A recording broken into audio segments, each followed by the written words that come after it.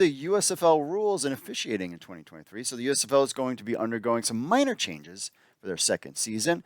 Former NFL official and now USFL head of officiating Mike Pereira sat down for an interview with Outkick 360 and discussed some of the changes coming to the league in 2023. Following the additions of the hub city and lessons learned from their first season, there are several adjustments made to the USFL regulations. Pereira spoke about how the additional cities has forced the USFL, of course, to hire for more referees. Quote, of course, it changes now with 4 hubs, so we're going to be playing in 4 different locations. So I've had to add officials, which is fine. The group that we basically have is 80% of it made up of officials that are on the NFL developmental list, which is good. The former NFL official also dove into what changes to be expected. So he said, quote, we looked at the rules and we're pretty pleased with what it was last year. We are still a little bit concerned about game times. We're going to have the possibility of one game playing into another. So we wanted to, if we could, guarantee that we played them in a 3-hour window. So last year we wound the clock with after incomplete passes in the first and third quarters, which sped up our game. We thought it was a good change, but still, we think it wasn't quite enough.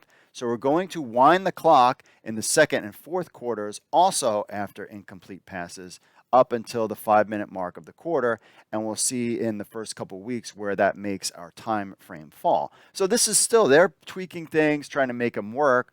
They might do this and then change their mind during the season, which is fine. I know they got criticized for making changes. Like if it doesn't work, change it. It's like the ball was having issues with the chip that was in it. They made changes and we moved on. Shortening the game is the goal of many leagues in North American sports. Just ask Major League Baseball. They also discussed a change in kickoffs with the goal of increasing the number of kick returns. So we're going to make a slight adjustment to the kickoff. 81% of our kickoffs were returned last year. Kickoff from the 25. We want to get it to 90%, so we're going to kick from the 20. We don't let the kicking team recover the ball if it goes beyond 20 yards. The kicking team can't get a head start. The defensive receiving team has to put a minimum of 9 guys in what we call a setup zone. We didn't have too many injuries last year. If we did, we wouldn't have gone forward with this, but we think with these formational adjustments, they were good in that area, so we're excited. It's a little change in the kickoff. Finally, he discussed how replay will be utilized in the USFL in 2023. He said, quote, I am the replay center. We'll have replay center in Los Angeles again. So I kind of look at it and think of it from the NFL perspective to this. In the NFL, I'm commenting on what others have decided. Now, when it gets into the USFL, I'm making decisions and others will be commenting on what I'm doing. So that I'll take more flack probably, but it was a lot of fun. And it's the first spring league I've involved with that has gone longer than 1 year. So I'm really excited about that. That's true.